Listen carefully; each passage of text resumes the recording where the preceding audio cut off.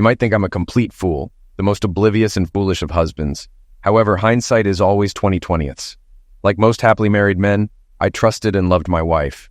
I had no idea that the woman I adored for 8 years, with whom I shared countless carnal moments and happy memories, was a selfish monster. To be precise, one of 3 selfish monsters.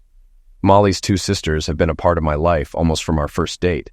I had never encountered identical triplets before, so meeting them was both unsettling and thrilling. When I went to Molly's apartment to pick her up, we first met at the grocery store where she asked me to reach a top shelf for some herbal tea she couldn't reach. Molly is about 5'7", curvy and stunningly beautiful with short jet black hair. Being slightly taller than 6 feet myself, I was the obvious choice to help her out. It wasn't until our 4th date that Molly revealed she had noticed me in the produce section, found me cute, and had been waiting by the herbal tea for me to assist her. It was quite flattering, to say the least. What made it even more special was that she shared this story while lying undressed in my arms after we had just made love for the first time. Our initial dates were absolutely magical. We dined out, talked until late, strolled in the park feeding ducks, and even watched a cheesy chick flick, holding hands the entire time. Sounds cliché, doesn't it? Yet I was utterly captivated and enchanted. Molly was the most stunning woman I had ever met, alluring in a genuine way, the quintessential girl next door with a smile that could win over anyone. After helping her with the tea, she amiably chatted with me, letting me believe I was impressing her, which thrilled me to no end. As I was heading to the checkout with plans for another date the following Friday, she vaguely mentioned having sisters. However, I was unprepared to be greeted by 3 beautiful women when one opened the door and said, "Hello, you must be Scott." I was speechless. "You're not Molly," I stammered. She laughed as charmingly as Molly had at the grocery store and said, "No, I'm Hannah. Molly, Amy, and I are triplets. Didn't she mention us?" She chuckled again. "Molly likes to have a little fun at your expense sometimes. I'll go get her. Come on in." There was another Molly in the living room, but it turned out to be Amy. With identical haircuts, figures, and dazzling smiles, I couldn't distinguish between them until Molly appeared from one of the bedrooms and greeted me.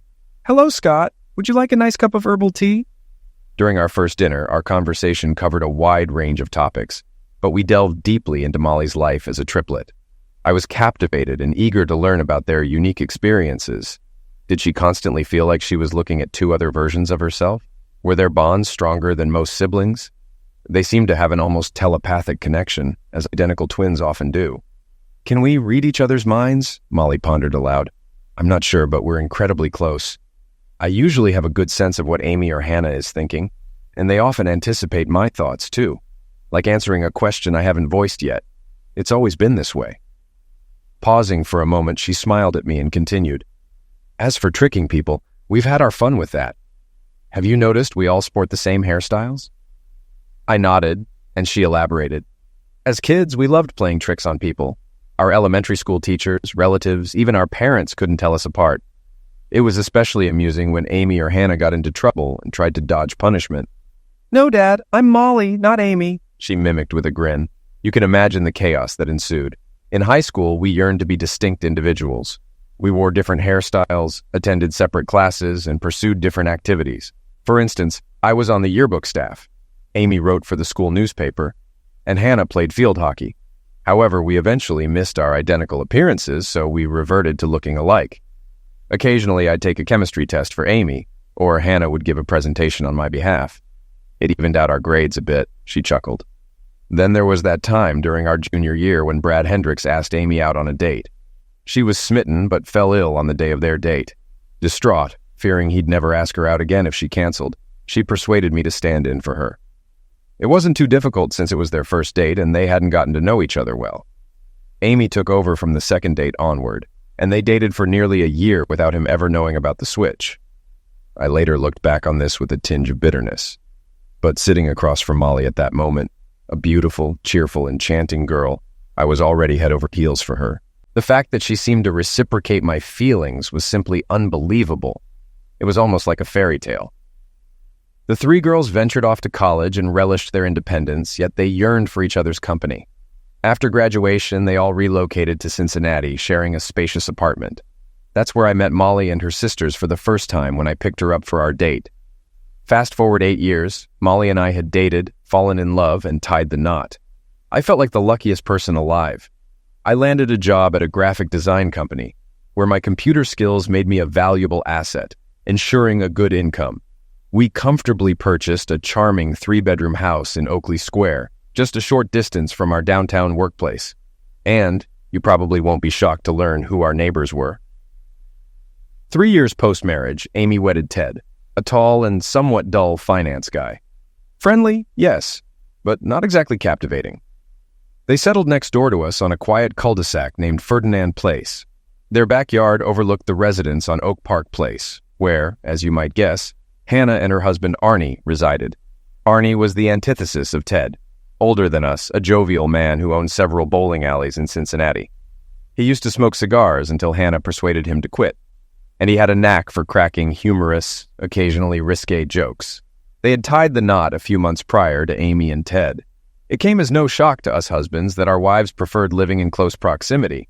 They were practically inseparable, like triplets linked at the hip. Ted, Arnie, and I grew accustomed to their synchronicity, finishing each other's sentences or voicing identical thoughts.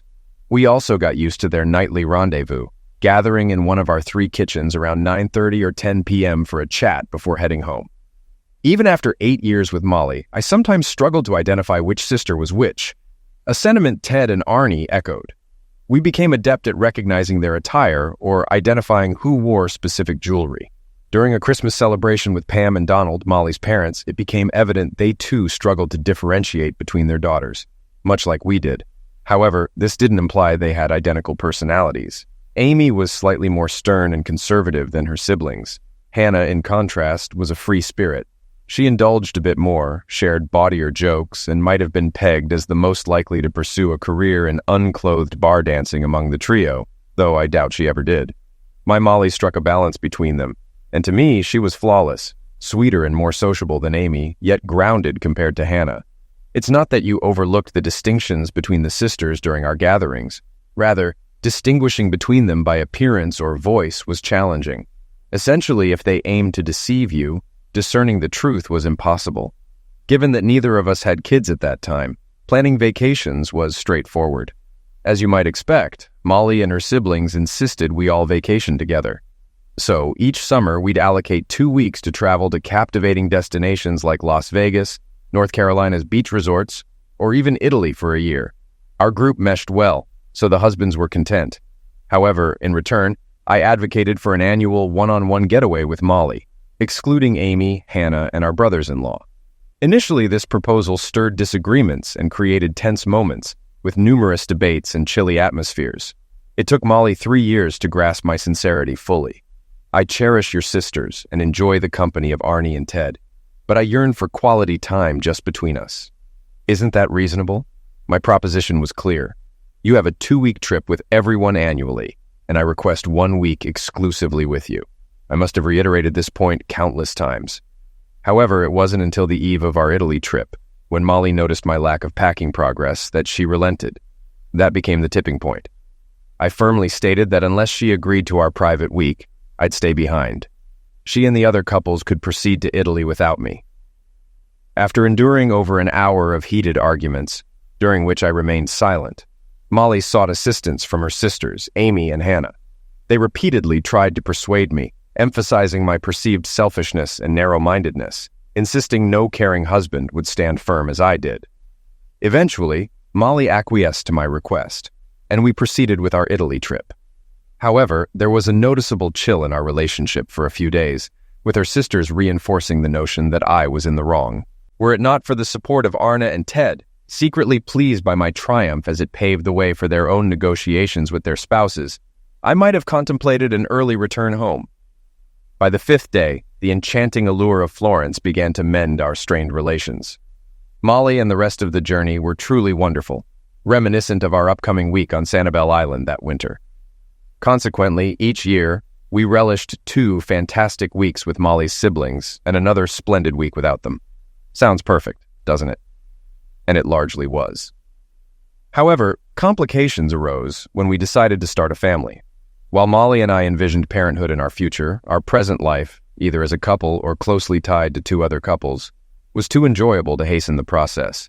Yet, as Molly and her sisters approached 30 and I reached 32, the biological urge became more pronounced.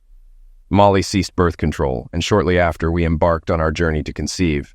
I had no qualms about our goal or the methods we employed. My love for Molly, my incredible wife, always made our carnal moments special. Typically, our encounters leaned towards the gentle and affectionate rather than the passionate and wild. While our repertoire consisted of a few favored positions, the spontaneous and playful nights became less frequent over time. Like many married couples, Molly occasionally surprised me with heightened desire, resulting in multiple carnal sessions. We'd indulge in champagne on special occasions, enhancing her enthusiasm. Nonetheless, our usual encounters were characterized by tenderness and love, which suited me perfectly. One evening, after an intense moment together, I playfully teased her about it, only to find out she wasn't pleased. On a Saturday, returning home from the store with groceries, I heard her call from our bedroom. I discovered her lying undressed, face down on the bed, holding massage oil. "I've had a stressful day, cowboy," she murmured. "Could you help me out?" Intrigued, I massaged her back and legs while she sighed with contentment. Turning her over, I continued with my hands, and later with my mouth, bringing her to climax 3 times. We then engaged passionately until we both reached a peak of pleasure. We spent a while cuddling, and Molly brought snacks from the kitchen. Dinner plans faded, and we found ourselves caught up in each other once more. Catching our breath, I quipped, "That was unforgettable, Molly." Pausing dramatically, I added, "Or maybe you're not Molly. Did I just luck out with Amy or Hannah tonight?" I sensed Molly's excitement like never before. However, instead of laughing or teasing back, she shot me a chilling glare. "Scott, that's not amusing. How could you even suggest I'd do that? Do you truly believe I'd share you with my sisters?" The room suddenly felt colder as she stared me down. "Molly, I'm sorry," I quickly responded. "I was just kidding, sweetheart." I tried to embrace her, but she moved away, announcing, "I need a shower," and retreated to the bathroom. I heard the lock click, signaling her displeasure. For most of the next day, I felt like a ghost in our home. Molly seemed keen to emphasize that certain subjects weren't up for jokes. Finally, during Sunday dinner, I apologized once more, insisting it was a damageless jest. She seemed to ease up a bit. That night, she allowed me to cuddle up beside her in bed, and I breathed a sigh of relief. I wasn't a fan of Molly being upset with me, so I mentally registered to avoid joking about trading sisters in the future. It was puzzling how strongly she reacted, especially since she'd shared a tale on our first date about stepping in for Amy on a date. I recalled a light-hearted disagreement a few weeks before our wedding about which hotel to choose for our Curacao honeymoon. Even though I eventually agreed with Molly's choice, our playful banter led me to jest about marrying one of her sisters. She retorted with humor, "I doubt they'd want you, sweetheart. Amy and Hannah are light sleepers, and I warned them you snore. It might be a deal-breaker." I shot back, "Guess I'll stick with you then." We laughed it off, thinking nothing more of it. Thus, I was genuinely puzzled when she took offense to the same jest years later. As I previously mentioned, our efforts to start a family profoundly impacted me. After trying for approximately 10 months, I remained optimistic, knowing some couples took longer to conceive. Molly, however, grew increasingly anxious about our unsuccessful attempts, urging me to consult our doctor. Reluctantly, I did so. The experience of waiting in a clinic room filled with magazines and subsequently receiving Dr. Rendell's call was quite memorable. During my workday that Friday, I discreetly took the call. Dr. Rendell reassured me, "Scott, there's no need for concern. Your seed count is a bit below average, around 70% for a 30-year-old man. Nonetheless, your seed are healthy and vigorous, just fewer in number. You and Molly shouldn't face issues conceiving, though it might take a bit longer than for some couples." Receiving the positive news about my seed count was reassuring, and I looked forward to sharing it with Molly when I got home. However, it slipped my mind during our extended dinner conversation about Cincinnati's city politics. It wasn't until nearly 11 p.m. that I remembered. Molly and her sisters often gathered in our kitchen. After watching some basketball on TV, I headed to bed, often falling asleep before Molly joined me. As I was drifting off to sleep, the thought of sharing the news with Molly returned, and I felt an urgency to tell her right away. I quickly put on my robe and headed downstairs, planning to interrupt their kitchen chat to share the comforting news. Approaching the kitchen, I heard laughter from Molly and her sisters through the closed door. Their joyous interaction made me smile, and instead of entering right away, I paused to listen in. My intent was purely innocent. I was simply curious about their cheerful conversation. What I heard next caught me off guard. Voice 1 remarked, "If he's not the best, why do you always want to swap with me?" Voice 2 giggled, "I never said Arnie wasn't great. I just mentioned Scott has certain skills." Voice 3 added, "Or is it the second one? It's hard to keep track. You see Arnie more often than any of us." Another voice quipped, "Then you shouldn't complain."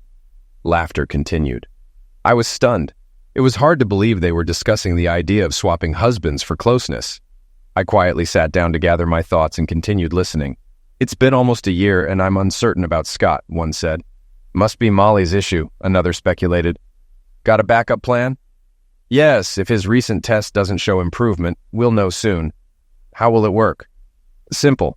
I'll spend nights with Ted during my peak fertility. Spending every night with Scott gets monotonous. Afterward, I'll spend nights with Arnie. But Moll is off limits. We won't revisit Arnie until you're expecting." Laughter resumed.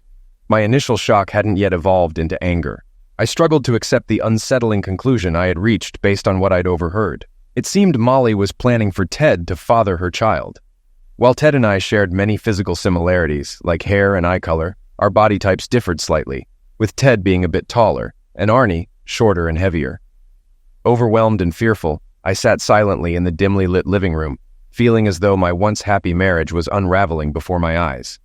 Recognizing the tension brewing in the kitchen, I quietly retreated to our bedroom. Slipping back into bed, I lay still, aware that confronting Molly impulsively wasn't the answer. Plus, with the uncertainty of which sister might join me later, I focused on calming my breath. Shortly after, sensing someone slide into bed beside me, I felt a soft kiss on my cheek and heard a familiar, "I love you, baby," reminiscent of Molly's nighttime affection. Despite the surge of emotions tempting me to confront her, I remained still, regulating my breathing. Waiting for her breathing to slow into the rhythm of sleep, I remained patient. After what felt like an eternity, I waited an additional hour to ensure she was genuinely asleep before cautiously leaving the bed. Considering their potential strategy, I realized swapping partners discreetly, especially just for closeness, wouldn't be too challenging. With their joint part-time roles as co-managers at an interior design store, they were all home in the mornings, making wardrobe changes straightforward. Weekends presented potential complications. I speculated they might stick to their usual partners or schedule swaps on alternate days. Given our frequent weekend gatherings, whether for barbecues, brunches, or other events, disguising any shifts would be relatively easy with simple excuses, such as collecting a catalog from a sister. No, understanding the how wasn't a challenge. It was the why that left me perplexed. One might assume that husbands could easily distinguish their own wives from other women, right? But the reality was different. We had no grounds for suspicion. Before this, I was absolutely confident about the woman sharing my bed. Early in our marriage, Molly and I cherished those moments lying in bed, engaging in deep conversations either before, after, or sometimes in lieu of closeness. We delved into discussions about our relationship, future aspirations, work, family, and everything in between. However, things took a turn. I can't pinpoint exactly when, but a few years back, Molly started to discourage our late-night chats. She would return from spending time with her sisters, and we'd simply go to sleep. Whether or not we were carnal, my attempts to converse were often met with, "I'm really tired, let's discuss this tomorrow." For years, our significant talks, be it about our days or future plans, occurred during dinner or earlier, never late at night in bed.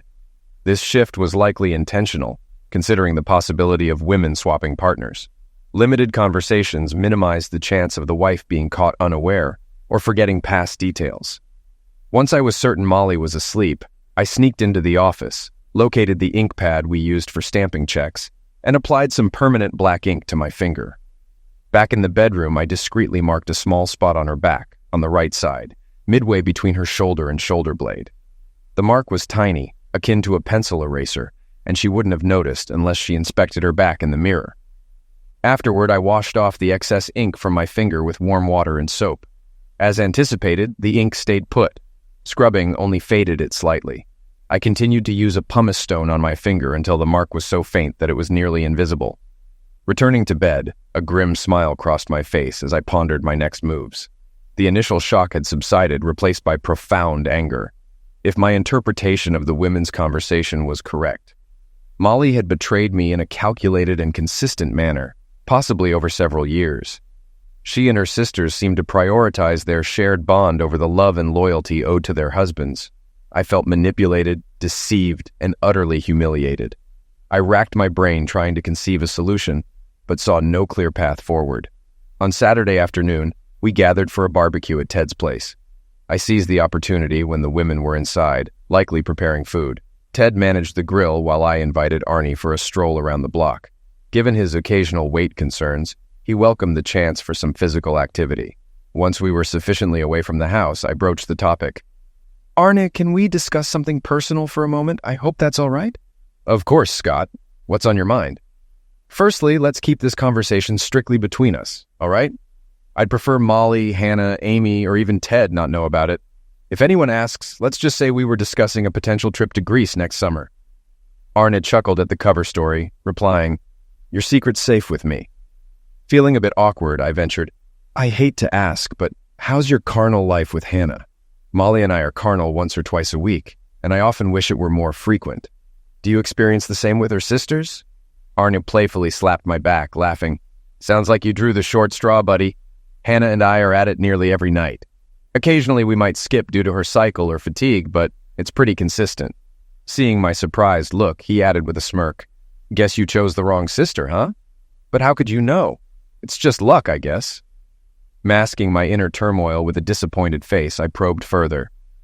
"Has it always been like this since the start of your marriage?" He paused to reflect. "Mostly, yes. Hannah and I have this little routine or game. You know how women often gather in the kitchen during evenings?" I nodded, urging him to continue. "By the time she returns, I'm usually in bed, either reading or watching TV. She enters the bedroom with this specific look and always asks in a sultry voice, 'How do you want me tonight?' We decide, and that's it. It's usually that same phrase. It might sound silly, but as long as we're carnal, I'm content." He chuckled, and I forced a smile. Shifting gears, I asked, "Molly and I used to share deep conversations in bed about various topics, but lately, our bedroom is mainly for closeness and sleep. Do you and Hannah converse in bed?" "We tend to reserve those meaningful discussions for other times of the day. It doesn't bother me much, but it does seem similar to your situation with Molly," he admitted with a chuckle. "Bedrooms primarily for closeness, then it's lights out." On our way back to the house, Arne predominantly discussed his passion for the Cincinnati Bengals. During our conversation, Hannah and I attempted to engage at appropriate moments with affirmations like, "Yes, I know, and really." But my mind was elsewhere, lost in a cold, dark, desolate place, filled with anger. I managed to navigate through the entire afternoon and evening without breaking down. Though some noticed my distant demeanor, I was resolute in enduring another day.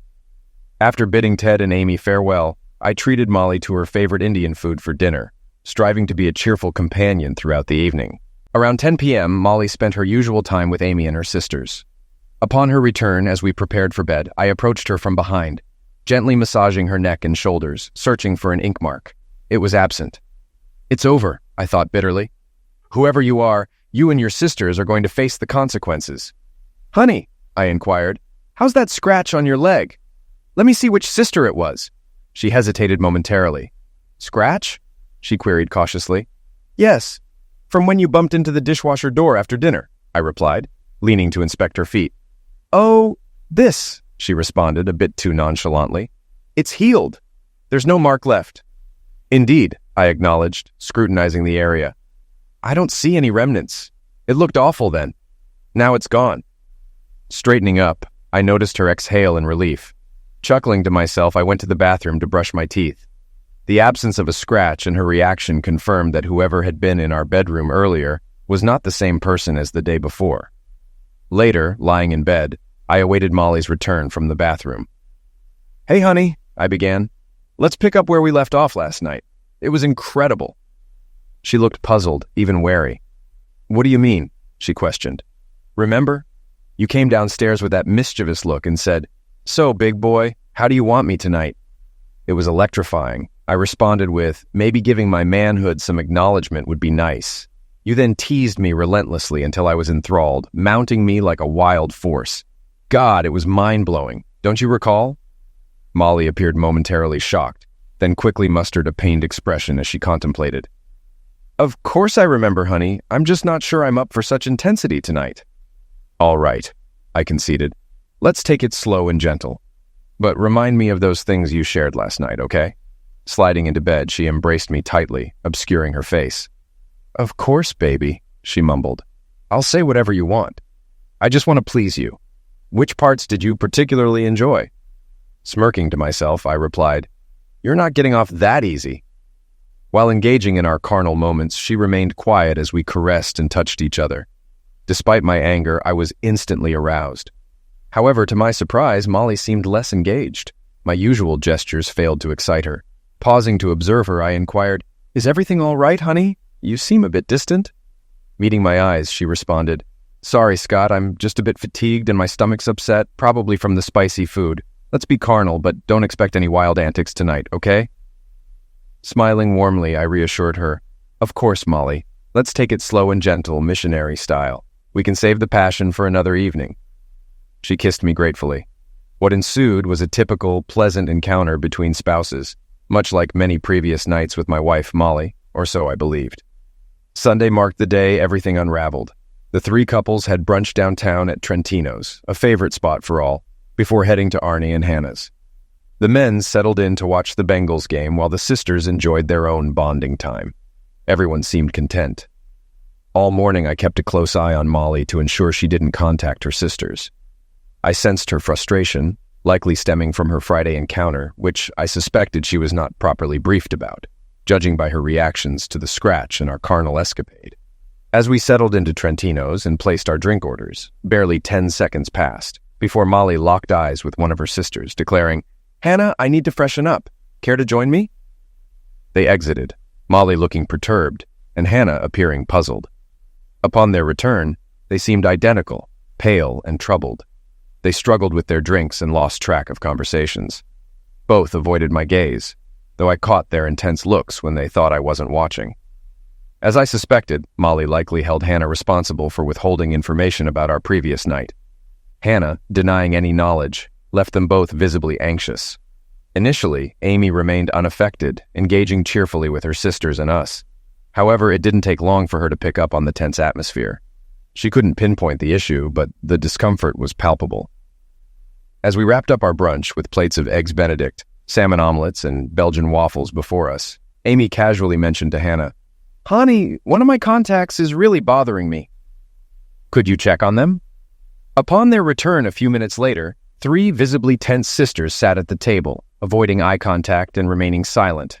Their anxiety and distress lingered throughout the day, much to my satisfaction. While Ted, Arnie, and I celebrated a Bengals victory, the sisters stayed hidden in the house's rear. We heard no communication from them for 3 hours. As we prepared to depart, both sisters-in-law couldn't meet my gaze during our farewell hugs, and dinner at our place transpired in quiet. While I tried to maintain a cheerful demeanor by sharing amusing tales about work or our future vacation plans with Molly, her responses were limited to brief smiles or one-word answers. It was evident she was fearful. Throughout the evening, as we tidied up and watched TV, I feigned normalcy while observing Molly's increasingly anxious and horrified expressions. Around 9:15 p.m., she hesitated. Honey, I'm going to see Hannah for a bit, okay? Sure, baby. While you're out, I might start packing my belongings and load them in the car. I'll likely need a truck for the furniture later in the week, I remarked casually. Her face turned pale. Scott, what? Why would you pack? I responded nonchalantly. Because I'm leaving. I won't share a home with a deceitful woman. She gasped, her words trailing off. I don't understand. What? I retorted, locking eyes with her. See you when you get back, I said, heading upstairs. No, Scott, wait! She cried out, her voice quivering. Ignoring her pleas, I proceeded to pack my things. I anticipated that her initial move would be to contact her sisters, and my prediction proved correct. Barely 3 minutes later, Molly stood at the bedroom entrance, announcing, Honey, Amy and Hannah have arrived. Can you join us downstairs?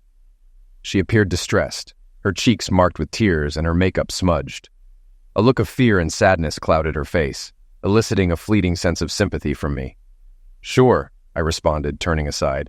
I'll be down shortly. Swiftly, I scanned the room for a compact digital voice recorder, similar in size to a cigarette pack, which I occasionally use for recording notes while driving. After setting it to record, I pocketed it. Upon entering the kitchen, I found 3 women already seated at the table, their expressions tense and somber. Taking a seat, I surveyed each of them and broke the silence, asking, "So, what happened?" After a prolonged pause, Molly finally spoke.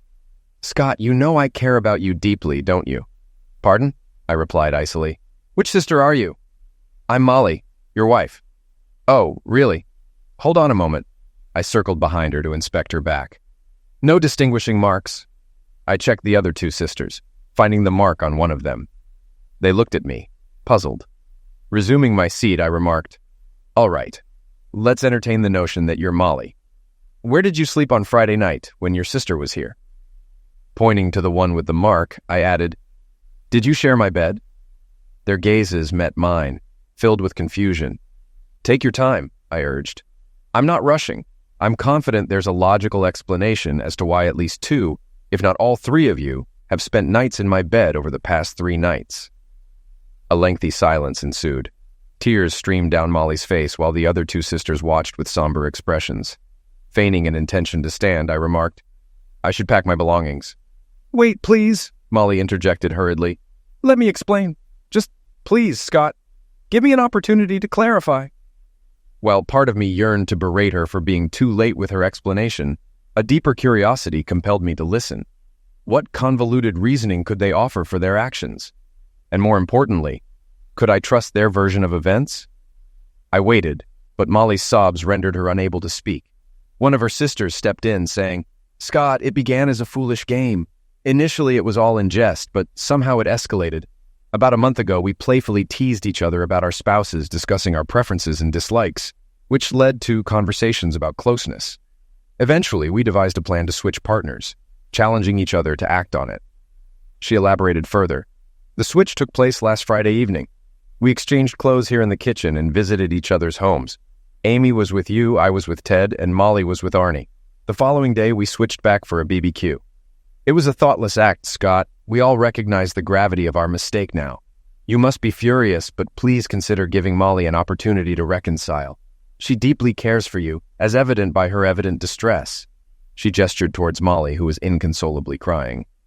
"So I claimed Amy was with me and Molly was with Arnie," she confirmed, receiving nods from the others. Turning to Amy, I asked, "So, Amy, how was it? How does closeness with me compare to your usual encounters with Ted?" Amy appeared taken aback, struggling to find words. Scott, it was actually quite enjoyable," she admitted hesitantly. "Could you remind me of the specifics? What transpired between us?" Amy avoided making eye contact.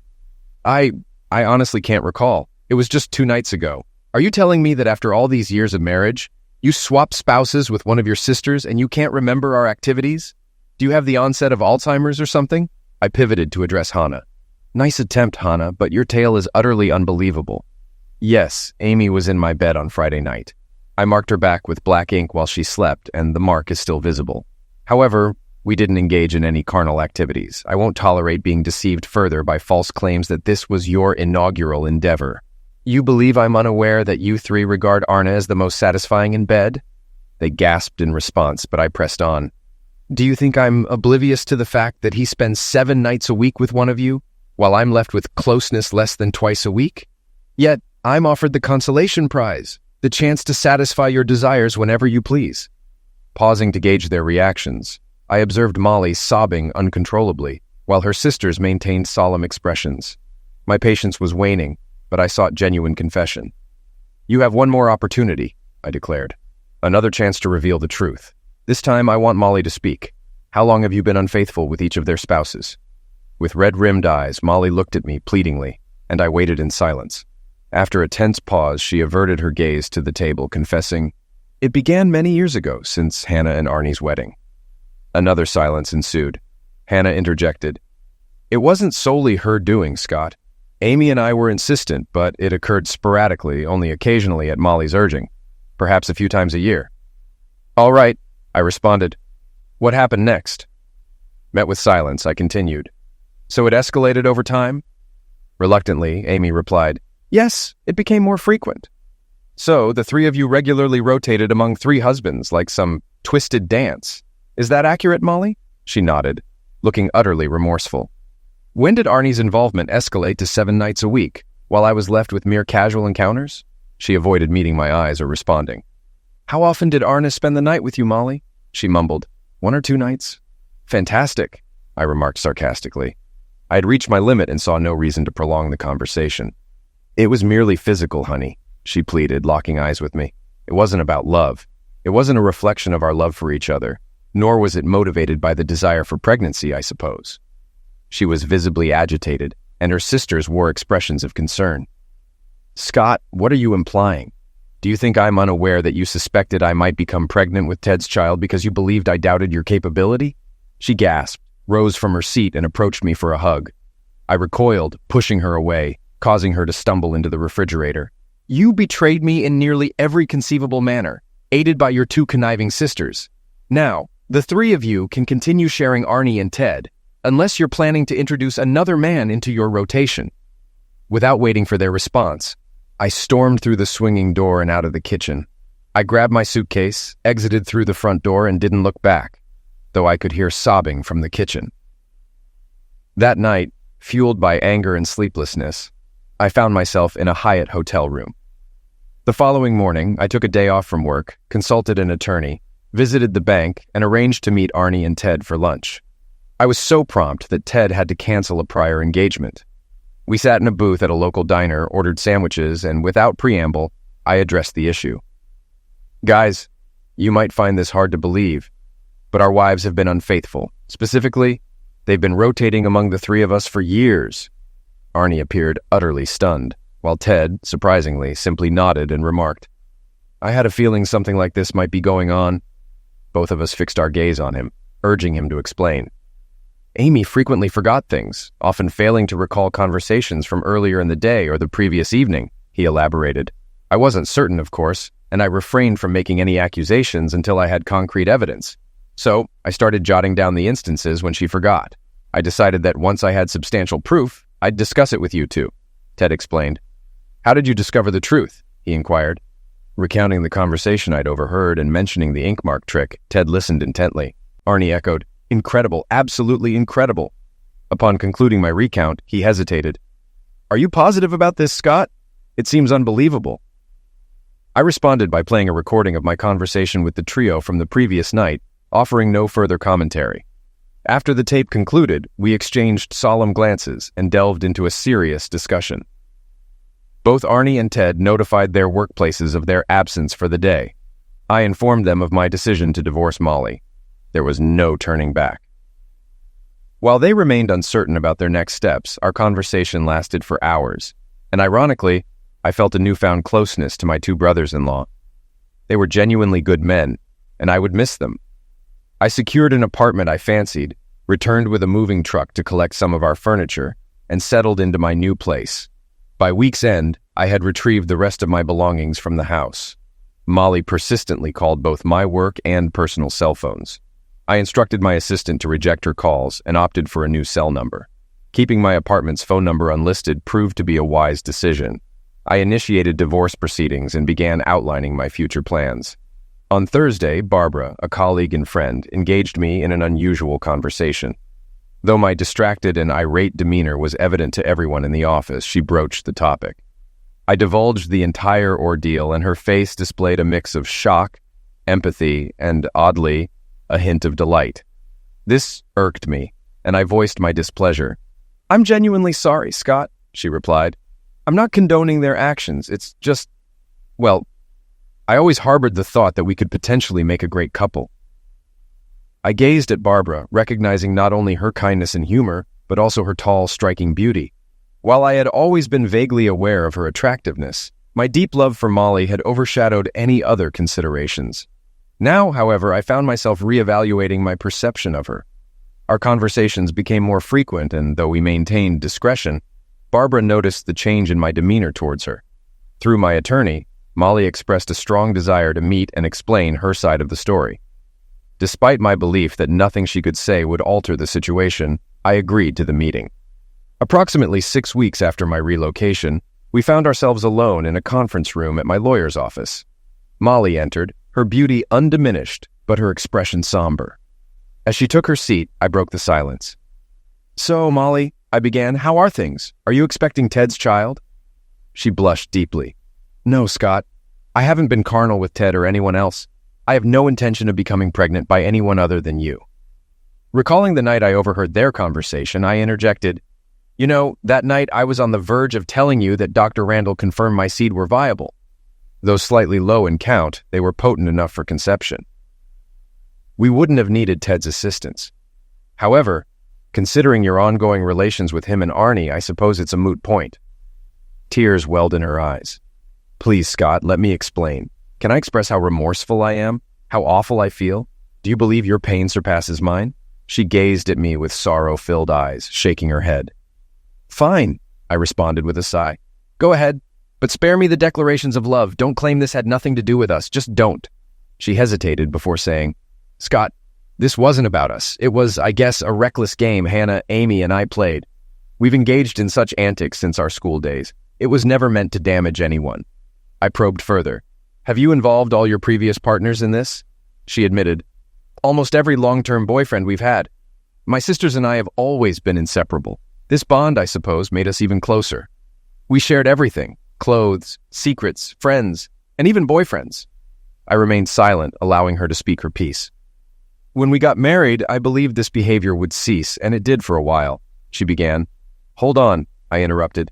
Did your sisters have relations with me while we were dating? She blushed, replying, Yes, a couple of times.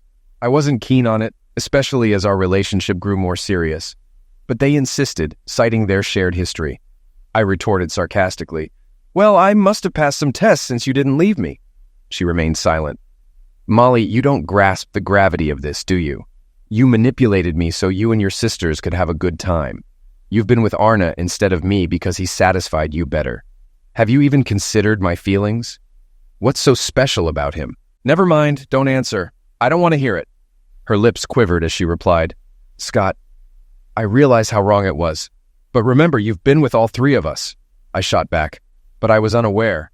Haven't you figured it out yet?